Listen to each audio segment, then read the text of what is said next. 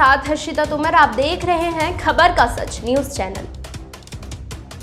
बवाना में बिल्डिंग हादसे की जगह पर पहुंचे कांग्रेस के दिल्ली प्रदेश अध्यक्ष और दिल्ली सरकार को घेरा। कहा, समय रहते गरीबों को क्यों नहीं दिया गया उनका हक। दिल्ली के बवाना स्थित राजीव रतन आवास योजना में हादसे की जगह पर पहुंचे कांग्रेस प्रदेश अध्यक्ष अनिल चौधरी व कई अन्य कांग्रेसी कार्यकर्ता और नेता भी रहे मौजूद। कांग्रेस के कार्यकाल में ही बनकर तैयार हुए थे राजीव रतन आवास योजना के फ्लैट। 2008 में तैयार फ्लैटों को अभी तक नहीं किया गया था लॉन्च। सभी फ्लैटों की हालत हो चुकी है जर्जर। कभी भी हो सकता है एक और बड़ा हादसा। मौके पर जायजा लेने के लिए पहुंचे कांग्रेस प्रदेश अध्यक्ष अनिल चौधरी।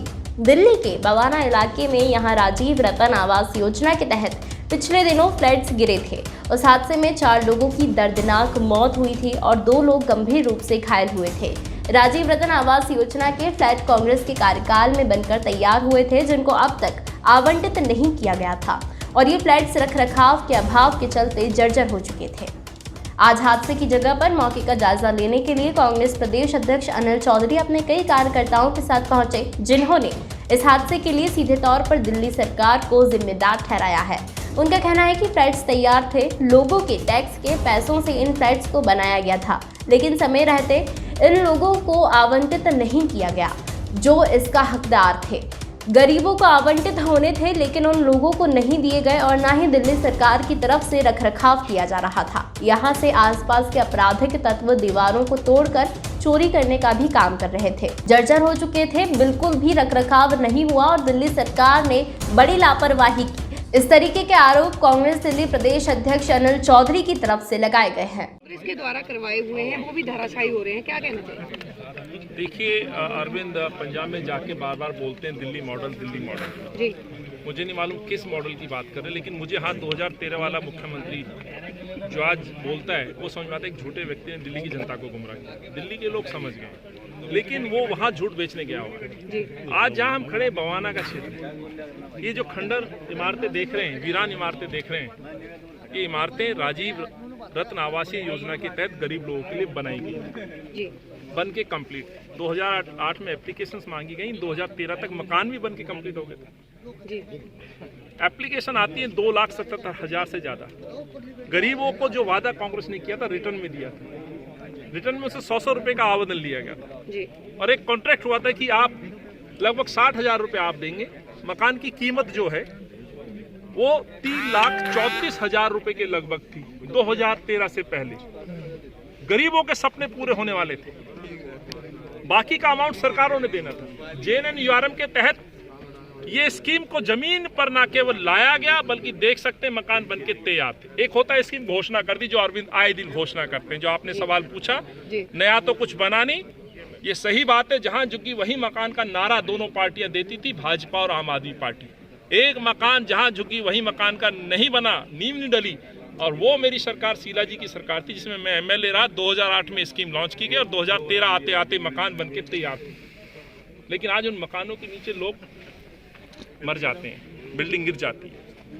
ये पूरी इमारतें खंडर हैं, वीरान हैं। रोड पे चलने वाला इंसान नहीं दिखेगा, यहाँ जानवर नहीं दिखाई देगा। जहाँ बच्चों की किलकारी सुननी थी, पार्कों को आप देख सकते हैं क्या कीकर के खंडर नजर आते हैं। इसके लिए दोषी कौन? पंजाब में जाके दिल्ली मॉडल तो अरविंद जवाब दे। 4 लोगों की मृत्यु हो गई तो जिम्मेवार कौन? यहाँ चौकीदार नहीं थे तो जिम्मेदार कौन? असामाजिक तत्व यहाँ के असामाजिक गतिविधियां करते हैं तो जिम्मेदार कौन? यदि यहाँ की इमारतों की नींव तक काट करके लोहा निकालने वाले लोग दिन रात काम करते रहे तो जिम्मेदार और दोषी कौन?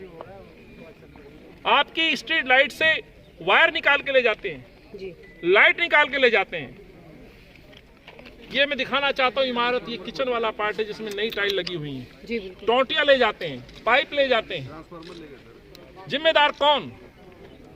अरविंद अपने मकान पे करोड़ों रुपए खर्च कर लेते हैं, 30 से ज्यादा AC फिट कर लेते हैं, रातों रात नए आपका स्ट्रक्चर खड़ा हो जाता है। और पंजाब में कहते हैं जी हम तो सबके लिए काम करते हैं। सबके लिए काम किया होता तो 2,77,000 में से 46,000 लोग आज इन कॉलोनी में रहते, जो नरेला, बवाना, घोगा जैसे एरिया में बन के तैयार है। ऐसा नहीं हुआ, लोगों के सपने तोड़े गए, नीयत साफ नहीं थी।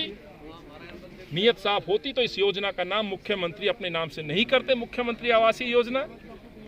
ये राजीव आवास की योजना थी, गरीबों की योजना थी, गरीबों को मिलने वाले मकान थे, उनके सपने थे, जिन पे घर नहीं थे, बेघर लोगों के लिए योजना थी। उस योजना को खत्म कर दिया गया, बल्कि कहना चाहता हूँ मर्डर कर दिया गया इस योजना को। कांग्रेस की सर, कांग्रेस का अगला कदम क्या होने वाला है इस पूरे प्रकरण को लेके? देखिए, आज मैं यहाँ आया हूँ, अभी मैं उस परिवार से मिलने जा रहा हूँ जिनके मौतें हुई। हम फिर एक बार ये बात मैं खड़ा करना चाहता हूँ, अन्ना जी से पूछना चाहता हूँ, जन लोकपाल लोकायुक्त की बात करते थे, आखिर ये जो पैसा जो व्यर्थ हुआ है इसके लिए दोषी कौन है? मुख्यमंत्री दोषी है। हम इस पे कानूनी राय भी लेंगे। सरकार की कमी की वजह से ये योजना को खत्म कर दिया गया, इसमें तमाम जांच होनी चाहिए।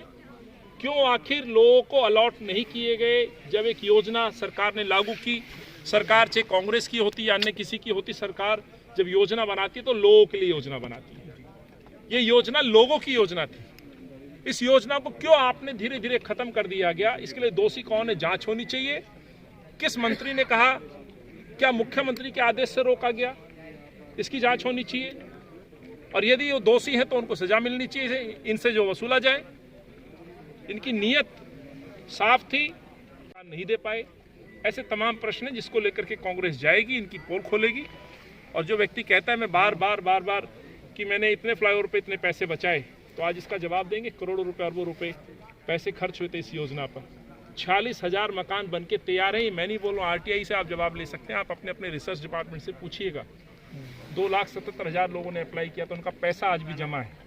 उनको लेकर के हम कोर्ट जाएंगे। यदि ये सरकार नहीं देती है, हम ये सर्वे करा रहे हैं, हम डेटा कलेक्ट करा रहे हैं, और हम उनकी लड़ाई कोर्ट में भी लड़ेंगे। ये उनका हक है, ये गवर्नमेंट ने दिया था। शीला जी मुख्यमंत्री थी, मुख्यमंत्री रहता है, उस समय शीला जी थी, आज अरविंद केजरीवाल मुख्यमंत्री है। तो मुख्यमंत्री की जवाबदेही है कि आखिर ये गरीबों को मकान क्यों नहीं दिए। सर, अभी भी हजारों मकान हैं जिन पर हादसे की तलवार लटक रही है। अब इनका होना क्या चाहिए, क्योंकि कभी भी बड़ा हादसा एक और हो सकता है। मैं तो अरविंद से पूछूंगा, वो बताएं क्यों नहीं आए अभी तक। पंजाब जाते हैं, इसी रूट से जाते हैं, हाईवे से जाते हैं, 10 मिनट का डिस्टेंस है। लौटते समय अरविंद आइए, देखिए कोई इमारत नहीं, हजारों नहीं, सारे मकानों की स्थिति है। सारे एक जीने पे आप नहीं देख सकते ऊपर जा सके। सबको असामाजिक तत्वों ने यहाँ से लूट लिया, खसोट लिया। यहाँ कोई ऐसी गतिविधि नहीं है गलत जो यहाँ ना होती है। चुनाव नजदीक आ रहा है, डिजिटल मेंबरशिप चल रही है, काफी इस अंक में फिलहाल इतना ही। तमाम ताज़ा खबरों के लिए जुड़े रहिए हमारे साथ। मेरी आपसे फिर होगी मुलाकात, तब तक के लिए नमस्कार।